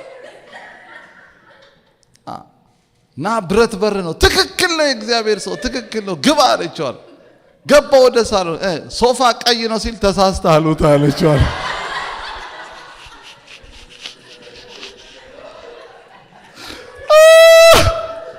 ወይ ዘንድሮ ሞትኩ ነው በቃ። ተሳስተሃል እግዚአብሔር ሰው ሌላ ሰው ቤት ነው የገባው አለችዋል። እንደዚህ መተረቻ ሆን እኮ ጃን። ለማንኛውም ኦኬ ትስቃለህ አይደል ፓስተር? አድነን ነው። እና እንዴት አብልጦ መንፈስ ቅዱስን ይሰጣቸው ጌታ ኢየሱስ ክርስቶስ። አሁን ምን እያደረገ እንደሆነ ታውቃላችሁ? ይህን በብሉይ ኪዳን የተሰጠውን የተስፋ ቃል መቃረቡን እና እንደገና በክርስቶስ እያረጋገጠልን ነው። እግዚአብሔር ሆሊ ስፒሪትን እንደሚሰጠን ሰጣችኋለሁ መንፈሴን እያለ እኮ ነው ጌታ። ብቻ ጠይቁ ነው፣ አንኳኩ ነው። ዋው ዋው ዋው። ኦኬ የመጨረሻ ልበለው። ኦኬ ሌሎችም ስላሉ ግዴታ ነው እነዚህ ማየት አለብን፣ ግዴታ ናቸው። እነዚህ ጌታ ኢየሱስ ክርስቶስ የተናገረ እነዚህን ጨርሰን ነው ትምህርቱን የምናቆመው። ግዴታ በኋላ ሌላ ርዕስ ውስጥ ነው የምንገባው። ኦኬ ሉቃስ 24:49 እናንተ ግን እኔ ቶሎ ልናገረው ተስፋዎች ናቸው። እናንተ አሁን ከረፍት በኋላ ወይም በሚኖራችሁ ጊዜ እነዚህን የሰጧችሁን ጥቅሶች ምጥጥ አርጋችሁ ከውስጣቸው ኮንቴንቶቹን እያወጣችሁ አንብቡ። ቀልድ የለም። ራሱ ቃሉን ራሱን እንደወረደ ጠይቃችኋለሁ። ራሱ ቃሉን ዳሽ ሙላ ሁሉ አለ ማለት ነው። አንላቀቃት። ሉቃስ ላይ ምንድነው? እናንተ ግን ከላይ ኃይል እስክትለብሱ ድረስ በኢየሩሳሌም አሁን ይውላችሁ ኢየሱስ አቀረበው እንትኑ ኦሬዲ በቃ መጥቷል ማለት ነው። የመንፈስ ቅዱስ የተስፋ ቃል ሊፈጸም ደረሰ ማለት ከላይ ኃይል ልትለብሱ ነው እያሉ ኃይል ቀጥሎ ዮሐንስ 7:37 እስከ 39 ማንም የተጠማ ቢኖር ወደ እኔ ይምጣና ይጠጣ፣ በእኔ የሚያምን መጽሐፍ እንዳለ የሕይወት ውሃ ወንዝ ከሆዱ ይፈልቃል ብሎ ጮኸ። ይህንን ግን አለ ጌታ በሱ የሚያምኑ ሊቀበሉት ስላላቸው ስለ መንፈስ ተናገረ። ኢየሱስ ገና ስላልከበረ መንፈስ ገና አልወረደም ነበራል። ገና ኢየሱስ በአብ ቀኝ ስላልቀመጠ ሆሊ ስፒሪት አልወረደም። ግን ኢየሱስ ተስፋውን ሰጠ። በሱ የሚያምን ሁሉ የሕይወት ውሃ ወንዝ ከሆዱ ምን ያደርጋል? ይፈልቃል ብሎ ጮኸ ነው የሚለው። ይሄንን ያለው አለ በሱ የሚያምኑ ሊቀበሉት ስላላቸው ወይም ስለ መንፈስ ቅዱስ ነው የተናገረው። በሱ የሚያምኑ እዚህ ውስጥ መቼም ሁላችሁ እኮ በጌታ የምታምኑ ሰዎች ናቸው። ስለዚህ ግዴታ ነው መንፈስ ቅዱስ መቀበል አለባችሁ። ግዴታ ነው። በኢየሱስ ክርስቶስ የሚያምን ሰው ምልክቱ የሆሊ ስፒሪት ሙላት ነው። ከሆዱ መፍለቅ አለበት። ሻራ ፓካላቶስ ደስታ ከውስጥ፣ ሰላም ከውስጥ፣ እረፍት ከውስጥ፣ ኃይል ከውስጥ። በኢየሱስም የደስታችሁ አቅጣጫ ይቀየር። ደስታችሁን ይሄ ቁስ ነገር ላይ ፕሊስ አታርጉ። ፕሊስ በእውነት አታርጉ። ይሄ መኪና ምናምን እኛም እንኳን ኢትዮጵያ ገዝተናል። እንኳን እናንተ እዚህ በረካሽ ያለበት ሀገር አንዳንዱ ገና እንደመጣ በቃ የሆነ መኪና ከሆነ ፎቶ ይልክልን። ጌታ ይገስጻችሁ። እንደሱም አታርጉ። እዛ ኑሮ የጠበሰው ጋር ፎቶ ትልካለ እንዴ? ለራሱ ዶላር አትልክለት አንዴ። ገና በመጣ በወር እኮ ነው በቃ እንደዚህ አጥቶ ቀለያ እዛ የቤት ኪራይ እየጠበሰው አንተ እዚህ አንተ እኮ እንዲህ ሌላ ዓለም ገብቻለሁ እያልከው እኮ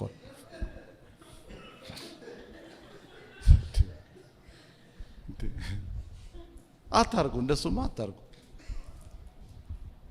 ባይሆን እንትኗን ኪኒኗን መላክ ነው የሚሻለው። እሷ ነች ብታስተነፍሰው እና ዋው ቁሳዊ ምን ልላችሁ ቁስ አታርጉት። ሪሊ የፈለገ ቆንጆ ቤት ቢኖራችሁ እኔ ከልቤ ነው እኮ የምነግራችሁ። ይሄንን እኮ ነው ዝም ብዬ ትምህርት ስለሆነ አይደል፣ በላይፌ ስላየሁት። ድህነትን እኔ በደንብ ነው የማውቀው። ታውቃላችሁ፣ እዛ ካንሳስም እየነገርኳቸው ነበር። እኔ ይሄ ችግር ረሃብ ሁሉ አውቃለሁ። በተለይ ከገዳም እንደተባረው ቢያንስ 2 3 4 ዓመት ርቦኛል። ብታምኑም ባታምኑ ለ4 ለ5 ዓመት እኔ በችግር ኖሬያለሁ። በጣም በችግር የምበላው ሁሉ አጥቻለሁ። እና ችግር ረሃብ የብሔር ብሔረሰቦቹን ዘፍኑብኝ ነው ሄደው ላይ በደንብ ጨፍሮ ማለት ነው። ያ ዘንጦብኝ ነው ሄደው። በቃ አውቃለሁ ምግብ መብላት። አንድ ጊዜ 48 ሰዓት አልበላውም። ቀን ላይ እንዳይመስላችሁ 24 ሰዓት ቁርስ ምሳ እራት ቁርስ ምሳ እራት በቃ አጥቼ ከባድ ታይም ነው የምለው ያን ሰዓት። ግን ጌታ እንደሚያሳልፈው ይነግረኝ ነበር በመንፈስ ቅዱስ። ግን እዛ ውስጥ ሆኜ እኮ አገለግላለሁ። የሚገርማችሁ እንደዛ እርቦኝ አገልግዬ ስወርድ ኢቭን የምበላው የለም፣ ግን ደስ ይለኝ ነበር። አንዴ በቃ ሲብስብኝ ጌታ ሆይ ራበኝ አልኩት። ሬቴ ከምሬ እኮ ነው የምነግራችሁ። ቀም በላው አጣ፣ ደከመኝ። መንገድ ላይ መሄድ ሁሉ አቃት። ከባድ ጊዜ ከባድ ታይም ነበር ያ ሰዓት ለኛ በጣም ከባድ። ግን አለፈ። እግዚአብሔር የማያሳልፈው ነገር የለም። ዛሬ ለሌሎች በረከት አድርጎኛል። ለሌሎች ዘመን ይመጣል፣ ያልፋል። ስለዚህ ግን የኛ በቃ የደስታችን መሰረቱ ግራውንዱ ገንዘብ አይደለም፣ ዶላር አይደለም፣ ጥሩ ቤት አይደለም፣ ጥሩ መኪና አይደለም። አሁን ኑሮ መለኪያው እሱ ሆነ አይደል? በቃ ጥሩ ቤት ጥሩ መኪና በቃ አለቀ እኮ። እንግዲህ ሌላ ምን አለ? ንገሩኝ። የፈለገ ቆንጆ መኪናም ብትነዱ ያው ከዛው ከዳላስ እዚህ ያመጣል። መሬት ለመሬት ነው የሚያርመሰምስ እንጂ መቼም ሰማይ ይዞ አይደለም። መቼም በቃ ምን ይሆን? እሺ ምን ይጠበስ? በቃ እሱ ነው። እግዚአብሔር ይመስገን እኔም ቆንጆ መኪና አለኝ፣ አገር ቤት የገዛሁት ቆንጆ ነዳለሁ። ግን አንድም ቀን እኔ ቤትም ሰጥቶኛል እግዚአብሔር። ግን አንድም ቀን ማለት ነው መኪናዬን ስነዳ በልሳን ተናግሬ አላውቅም። በቃ ገባለሁ፣ አስነሳለሁ፣ ሄዳለሁ። ሻላበለ ብዬ አላውቅም። ያ በቃ ቁስ ነዋ። ስፒሪትን መንካት አይችልም። ውስጥን መንካት የሚችል ጌታ ብቻ ነው። እስቲ ባካችሁ በደም አሜን በሉ። ውስጣችሁን ተች የሚያደርግ ስታዝኑ የሚያጽናና። አሁን አዝናችሁ እውነት ያዘናችሁ ቀን መኪናችሁ አጽናንቷችሁ ያውቃል? አንዳንዴ እኮ የሆነ ሀዘን ይመጣ ወይ በጣም የምትወጂው እኮ ሰው በቃ እኔ አልፈልግም ያለ ቀን፣ እሱ ደግሞ ከባዱ ነው። እሱ እግዚአብሔር ይገስጽ። በጣም የምትወጂው ሰው በቃ ስልክ የዘጋ ቀን፣ በስመ አብ ወወልድ ወመንፈስ ቅዱስ መኪና እኔ ያለሁ ይላል አይል አይል ቁስ ብር አይዞህ እኔ ያለሁ ይላል። በተለይ እንደዚህ ፍቅር ዲስተርብ ሲሆን እኮ ትዳር ዲስተርብ ሲሆን ዶላር እንዲቆልልህ እኮ ደስተኛ አትሆን። አደገኛ ነገር እኮ እዚህ ጋር ነው የሚሰበረው። የልብ ስብራት ይባላል። ቢልብህ ሄደህ ፒዛ ትበላል በብር። ይሄ ውስጥ ሲሰበርስ ነው። ሐኪም ቤት አትሄድ። ዶክተርን ሄደ አሁን ልቤ ተሰብሯል ብትለው ምን ይላል? ሶሪ ይላል። መነጽሩን ዝቅ አድርጎ ሶሪ ይሄ ቸርች ሂድ ነው የሚል። ሌላ ልብን መጠገን የሚችል ጌታ ብቻ ነው። አያችሁ፣ ብታዝኑ መጽናናትም ይሆን ልባችሁን እንዲደግፎ የሚይዝ ጌታ ብቻ። ስለዚህ እንትናችሁን ማለት ነው እንደዚህ እዚህ ምድር ላይ እንዳትጥሉ።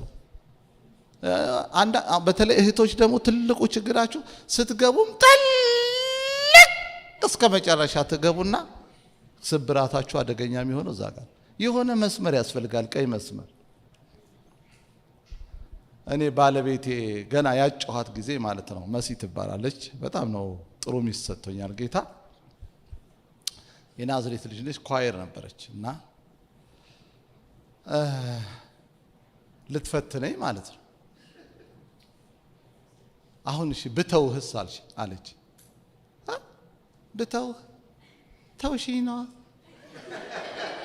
እኔም ሌላ ፈልጋለሁ። እንዴ ቀልዳለ እንዴ? ስምጥ ብዬ አልገባሁማ። እኔም መጀመሪያው አየህ እንትን ያስፈልገዋል፣ የዚህ ዓለም ጋር መጠን ያስፈልገዋል። ስምጥ ብለህም ከገባ ጋር ጌታ ጋር እማይክደው ጋር አሜን አሜን እማይተወው ጋር እንጂ ከሰውም ጋር ያላችሁ ነገር በእውነት በልኩ ለሚስትም እኮ ልክ አለው። በቃ ለልጅም ልክ አለው፣ ለባልም ልክ አለው፣ ለቁስም ልክ አለው እንጂ አንተ ህይወት ሄደ እሱ ነው አደገኝ፣ እሱ ከባድ። ስለዚህ ደስታችሁን ጌታ ላይ በቃ ጥገኛ አድርጉት። እሱ በቃ አስተማማኝ ነው። የያዝነውን ነገር ድንገት ልናጣው እንችላለን። ገንዘብ ድንገት ይጠፋል፣ ድንገት ባል፣ ድንገት ሚስት፣ ድንገት በቃ ሊመጣ የሚችል አታውቅም። ሁሌ ግን ላንተ መጽናኛ ብርታት የሚሆነው ጌታ ነው። እስቲ በደንብ የገባው አሜን። ልክ ነኝ? ልክ ነኝ? ልክ ነኝ? ጥያቄ ካለ እናቱ አይደለሁ? እንዲህ ስትኝ እኮ የአሜሪካ ነገር አይታወቅም ብዬ እኮ ነው። ማነው ስምሽ? ህሊና። ጉድ። እንደዛ ነው፣ እንደዛ ነው። ደስታችሁን በጌታ አድርጉት። ለዚህ እኮ ሁል ጊዜ በጌታ ደስ ይበላችሁ ማለት እኮ ጌታ ደስታ ነው። እንዴት ብዬ እንደምነግራችሁ አላውቅም። ጌታ ደስታ ነው። በቃ ዝም ብሎ ደስ ይላችኋል። በቃ ኢንጆይ ታደርጋል። ተስፋ አለህ። ይሄ ምድር ያንተ ጥግ እንዳልሆነ ገብቷል። አንተ ከሞት በኋላ ያለ ዓለም ተገልጦልሃል። ደግሞ ለምን እንደምትኖር በደንብ ገብቷል። ለሌሎች ጥቅም፣ ለጌታ ክብር። እስቲ እባክህ በደም አሜን። እንደዛ ነው የምትኖረው። አየህ ነፍሳትን ከገሃነም እየነጠቅ። ትናንት ከፓስተር ጋር እያወራ ነበር። አንዳንድ ነገር ሲመሰክርልኝ ነፍሴ እንዴት ሐሴት እንዳደረገች በኢየሱስ ስም። እኔ ለምን እንደምኖር ገብቶኛል። ጌታን እለዋለሁ፣ አንድ ሰው እንኳን በእኔ ምክንያት ወደ አንተ መንግስት ከመጣ በቂ ነው። ሰውን ወደ ጌታ ማምጣት፣ የዘላለምን ህይወት ማሳየት፣ ስለ ሰው መዳን መጸለይ፣ ስለ ሰው መተከል መጸለይ፣ ስለ ሰው መጽናት መጸለይ፣ ስለ አገር መጸለይ፣ ስለ ፋሚሊያችሁ መጸለይ። ያኮን እና ደስታ የእግዚአብሔር የመንፈስን ደስታ መለማመድ በጣም አለብን። ኦኬ ማንም የተጠማ ቢኖር ወደ እኔ ይምጣና ይጠጣ የሚለው ቃል ትንሽ ነው። ማንም የተጠማ ቢኖር መንፈስ ቅዱስን ከምንቀበልባቸው ነገሮች አንዱና ዋነኛው እውነተኛ ጥማት ሲኖር ነው። እውነተኛ ጥማት ሰው እውነተኛ ጥማቱ ወይም ፍላጎቱ በሚያደርጋቸው እንቅስቃሴዎች ይታወቃል።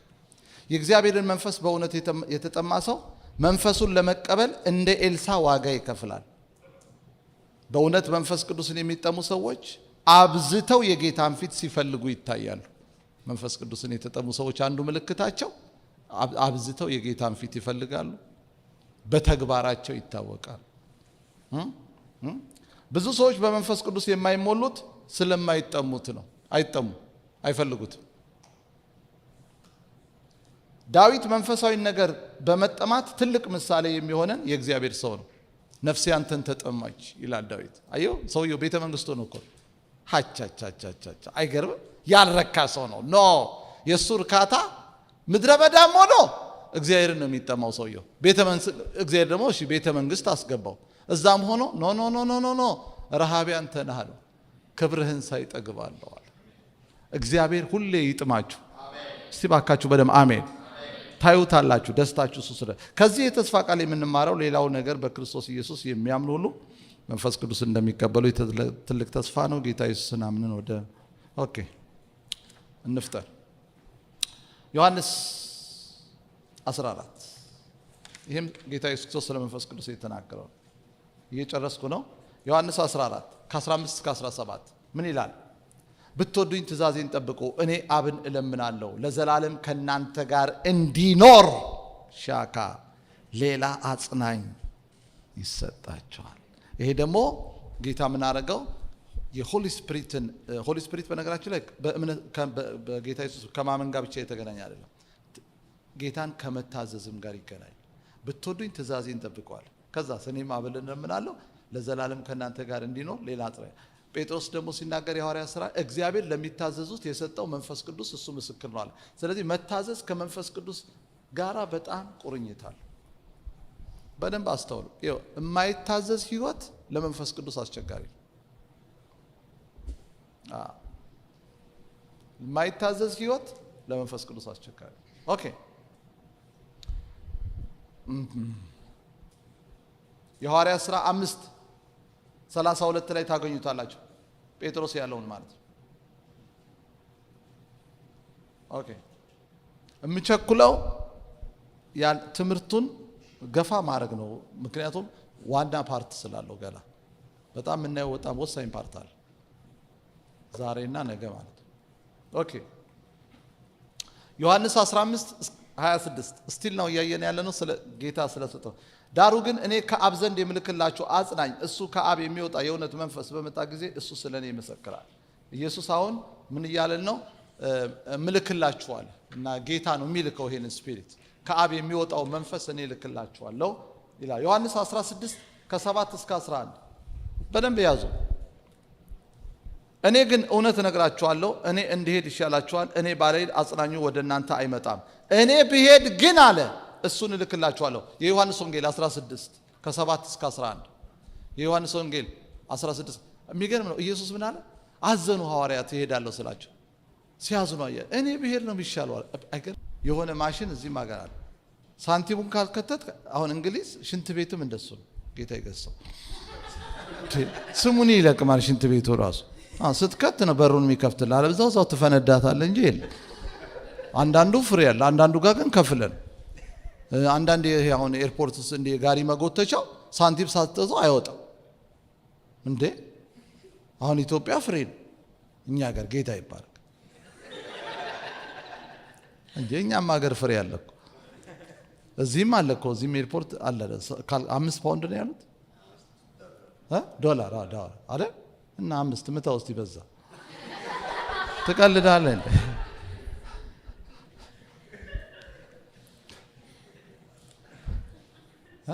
እና ምን ልላችሁ ነው? ክራይስት ማለት ሃሌሉያ ለሆሊ ስፒሪት ወደኛ መፍሰስ ወይም መውረድ የተከፈለ ዋጋ ነው። ልክ ክራይስት ወደ አብ ሲገባ ማለት ነው ያ የቆሰለው እጁን ያ የከፈለውን ደም ይዞት ነው የገባው። ወደ ቅድስት ገባ ይላል። ስለዚህ እግዚአብሔር አብ በቃ ልክ በክርስቶስ ስታምን የስ ይላል የተከፈለልህን ዋጋ ማለት ነው። ተከፍሎልኛል ስትል እኮ ሻታ ካቶ እስቲ አቡ አሜን። የሚገርም ነው። ይኸውልሽ መንፈስ ቅዱስን የምትቀበዩ ባንቺ ጽድቅ ባንቺ ቅድስና ምክንያት አይደለም። ይሄን ታውቂያለሽ። ቅድስና እሱ ሌላ ትምህርት አለ። ዋናው አንቺ ላይ ሆሊ ስፒሪት የመምጣቱ ዋና ሚስጥር የተከፈለልሽ ኢየሱስ ላንቺ የከፈለው ዋጋ ሰማይ መግባቱ እና ሰማይ ተከፍሏል ይላል። ልክ አንተ እዚህ ምድር ላይ ሻፓስ ጌታን ተቀብያለሁ ስትል ይሄ እንዴ ግርም አይልም?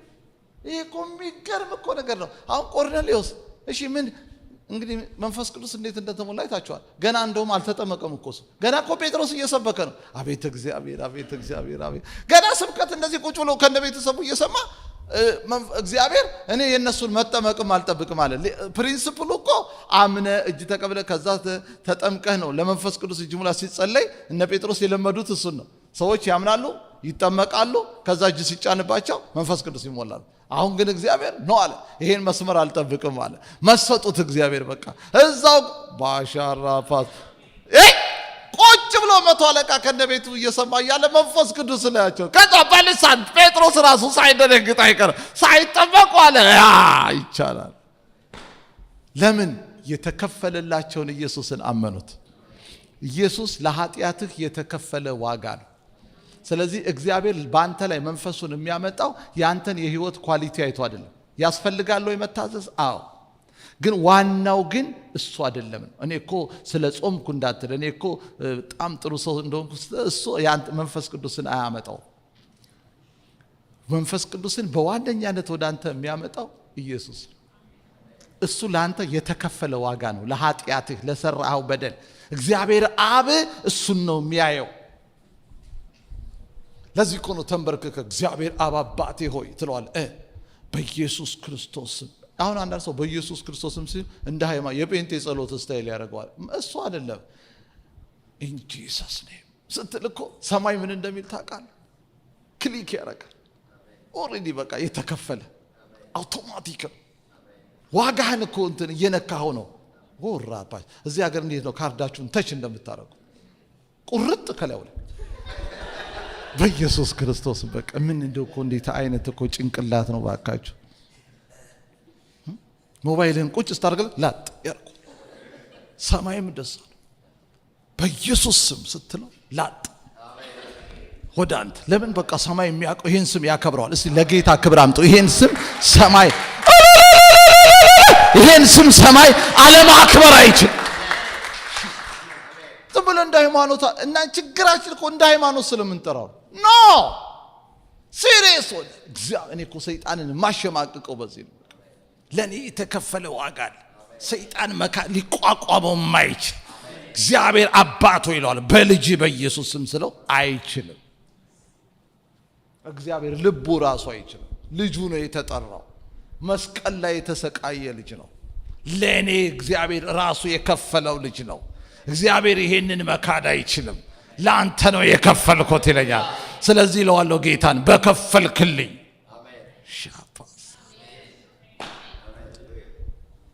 ደስተኛ ናችሁ? ኢየሱስ እኮ ነው የተከፈለው። ስለዚህ ምንም ነገር ብትጠይቀው እግዚአብሔር ታውቃለህ አያካብደው። ለምን? ልጁን ከፍሎልህ። ደስታ ያለው የሚወጣው ከዚህ ክፍያ የተነሳ ነው። ሰላምህ የሚመነጨው ከዚህ ክፍያ የተነሳ ነው። ጸጋ የምትቀበለው ከዚህ። ለዚህ እኮ ነው ቆሮንቶስ ምዕራፍ 1 ላይ በክርስቶስ ኢየሱስ ስላመናችሁ በተሰጣችሁ በእግዚአብሔር ጸጋ ምክንያት ይላቸዋል። እግዚአብሔርን ስለእናንተ አመሰግናለሁ ይላል ጳውሎስ። በኢየሱስ ስላመናችሁ ነው ጸጋ ይሄ ቆሮንቶስ ጀስ በልሳን ይናገራል። አይቶት የማያውቀው ይሄ አሕዛብ ጣዖት አምላኪ ግብረ ሰዶማዊ የነበረ ሁሉ ሻባራ ባባ ይላል። በቃ ተነቃቅቶ ኃይል ላይ ወርዶበት ይሄን ጸጋ እኮ የተቀበላችሁት አላቸው በሱ ስላመናችሁ እንጂ እናንተ የጽድቅ ወይም ታሪካችሁ አለ። እንደዚህ ዝም ብሎ እንደ ልማድ እንዳትጸልዩ ፕሊዝ። በኢየሱስ አትበል። አስበው፣ ዋጋህ ነው ኢየሱስ ላንተ በመስቀል ላይ የተከፈለ ሰይጣን ፓራላይዝ እንደሆነ ስሙን ስጠራው ከሰማይ ያለ በረከት በሙሉ የምታስለቅቅበት አፓፓፓፓፓፓፓ ኢየሱስ እስቲ ኢየሱስ በሉት እንደገና ኢየሱስ ዝም ብሎ ስም እንዳይመስል እግዚአብሔር አብ አባት ይሁን በቅዱስ ብላቴና በኢየሱስ ክርስቶስ ትሏል የገሃነም ኃይላትን ታናውጥበታል። አሁን ሰይጣን በኢየሱስ ስም አዛለሁ እኮ ስትለው ዋ የሚለው ያንተን ጽድቅ አይቷል ወይኔ ይላል ሰይጣን። የማንም መጫወቻ ያደረገኝ ይላል። በቃ አየኔ ጌታ ስሙ ይባረክ። ጽድቅህን እኮ አይተህ አይደለም ሰይጣን የሚጮኸው ስሙንና በአንተ ላይ የተጠራውን ኪዳን አይቶ እውቀትህን አይቶ አይደለም፣ ዲግሪህን አይቶ አይደለም፣ ዘርህን አይቶ አይደለም፣ ትምህርትህን እኮ አይቶ አይደለም ሰይጣን የሚታዘዝልህ ስሙን አይቶ ነው። እስቲ የገባው በደም አሜን። this is truth። እንዴት ነው እናንተ በደንብ ተረዱኝ። እና ኢየሱስ ወደ ሰማይ መግባቱ ቀላል ነገር እንዳይመስላችሁ። ወደ አብ መሄዱ ብሄድ ይሻላችኋል። እኔ ካልሄድኩ አጽናኙ አይመጣም አለ። ምክንያቱም ይሄ የተከፈለው ዋጋ እዛ መግባት አለበት ሰማይ። ታውቃለህ ሰማይ መግባት። ለዚህ ነው ሐዋርያው ጳውሎስ ዕብራውያን ላይ ስለኛ ሁሉ ጊዜ የሚታየውን ይላል። ኢየሱስ ሁሌ ነው የሚታየው ኢየሱስ ስላንተ። አንተ ከሱ ጀርባ ነው የምትታየው፣ በሱ ውስጥ ነው የምትታየው። እግዚአብሔር እኮ ድራሽን እኮ ማጥፋት ይችላል በኃጢአትህ፣ ግን ስላንተ እዛ ጋር ይተከፈላል አለ ዋጋ። እዛ ጋር ከባድ ዋጋ ተከፍሏል። የእግዚአብሔር ምሕረት የተገለጠበት። እስቲ አሜን። ያንተን ድክመት፣ ስህተት ሁሉ አመጽ እግዚአብሔር አልፎ ለአንተ ቸርነት፣ በጎነት የሚያደርግበት ምክንያት እዛ ጋር ላንተ እስቲ የገባው የተከፈለ ዋጋ። እስቲ ጮክ በሉና ኢየሱስ ዋጋዬ ነው በሉ እስቲ። ለኔ የተከፈለ በሉ እስቲ። ውድ ዋጋ ነው በሉ እስቲ። አሁን የምኖረው ኑሮ በሉት፣ አሁን የምኖረው ህይወት እሱ በከፈለው ነው በሉት። ያ ላይፍ ኦኬ ዋው። እንግዲህ ልንጨርስ ነው። የስ የሐዋርያት ሥራ የመጨረሻ የሐዋርያት ሥራ ምዕራፍ 1 ቁጥር 4 እና 5 የሐዋርያት ሥራ ምዕራፍ 1 ቁጥር 4 እና 5 ምንድነው የሚለው? ነገር ግን ከኔ የሰማችሁትን አብ የሰጠውን የተስፋ ቃል ጠብቁ አለ ኢየሱስ።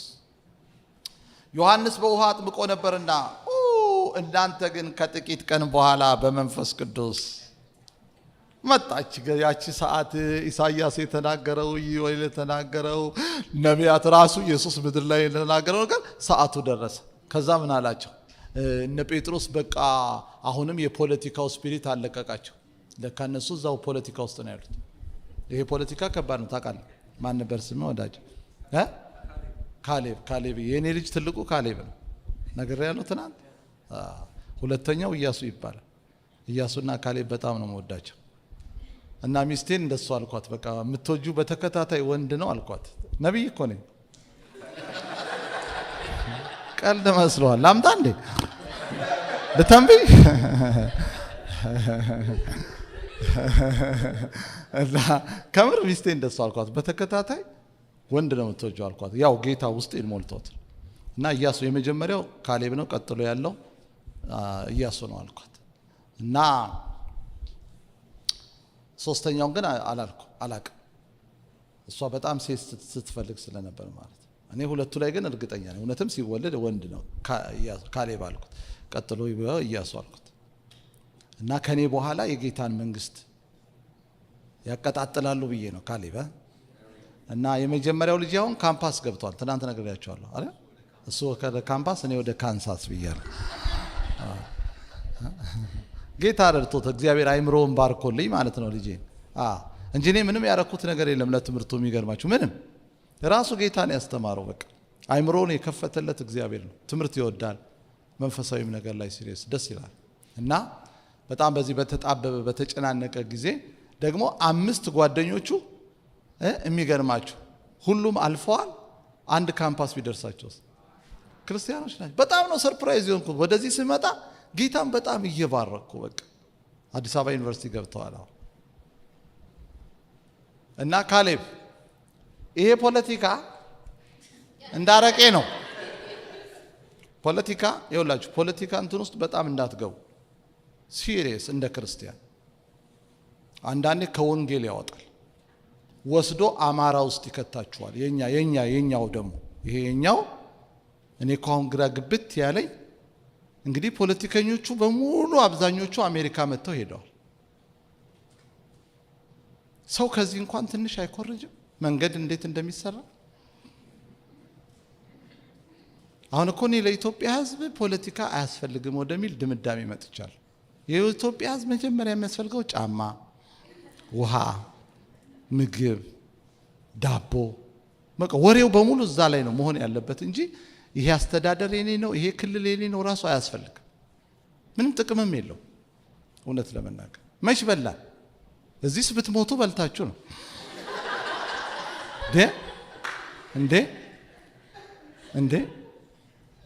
እንዴ እዚህ ሶድህን ሞልታለች። እዛ እኮ ሰው ራሱ መገደልም የለበትም እኮ ራሱ ሲጀመር ባትገለው ምሮሮስ እኮ ኦሬዲ ዴድ ሞቷል እኮ። ከምሬ እኮ ነው። አልተቀበረም እንጂ ሰውየው በቁሙ እኮ የለም እኮ። እህል የለ ውስጡ፣ ወተት የለ። ወተት በጣም ነው የምወደው በነገራችን ላይ። ካልመጡ አስመጣልኝ። እዚህ ያለ እንትን ነው እኔ የምጠጣው ይሄ ፐርሰንት ዋን የሚባለው ቅቤ ነገር አልወድም። እሷን ደውልልኝ እነግርሃለሁ ብዬ ረስቼው እዚህ ከመጣው ነው ያቋረጥኩት።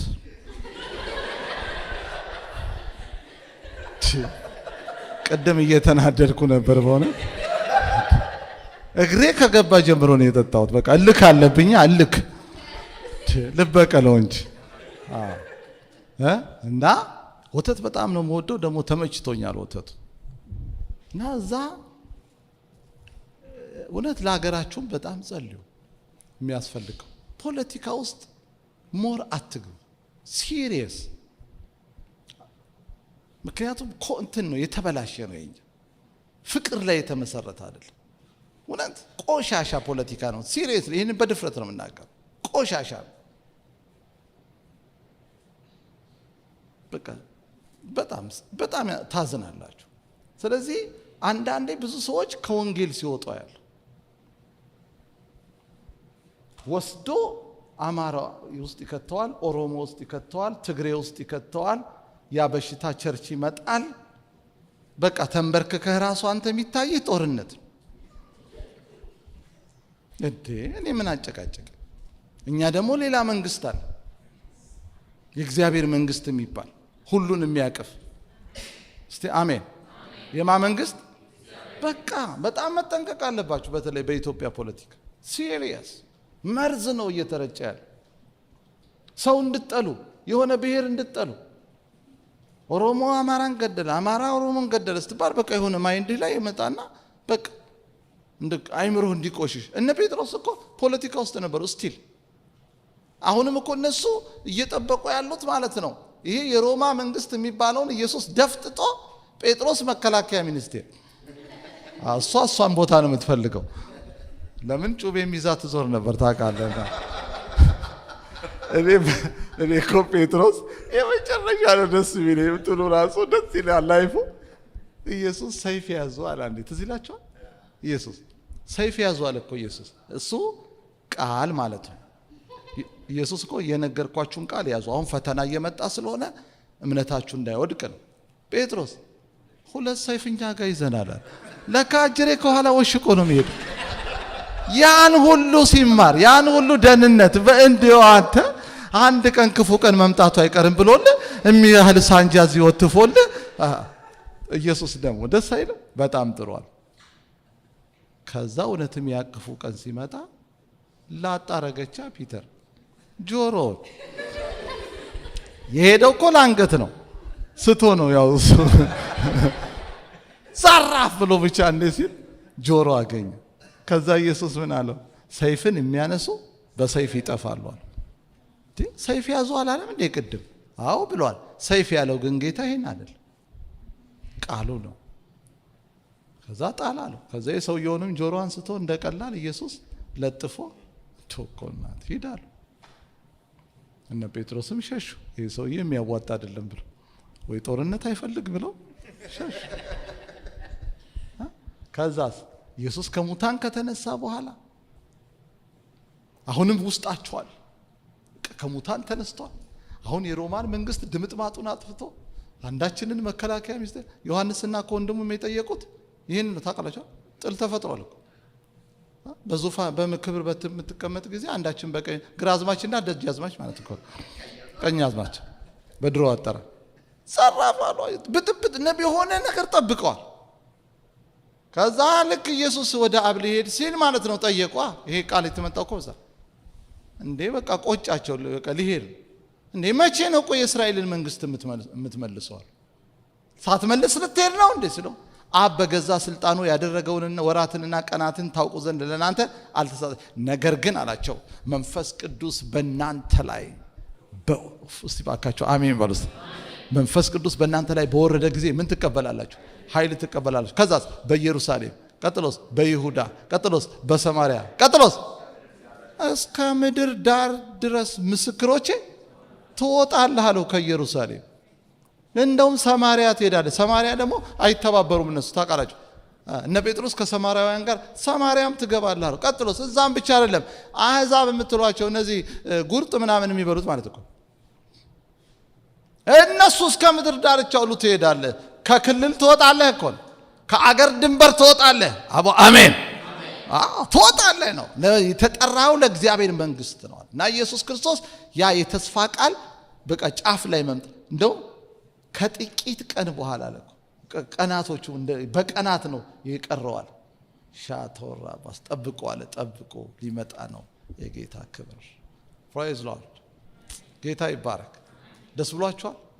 እስቲ ደስ ያለው ሰው ዋ አሪፍ ሰዓት ነው የጨረስነው።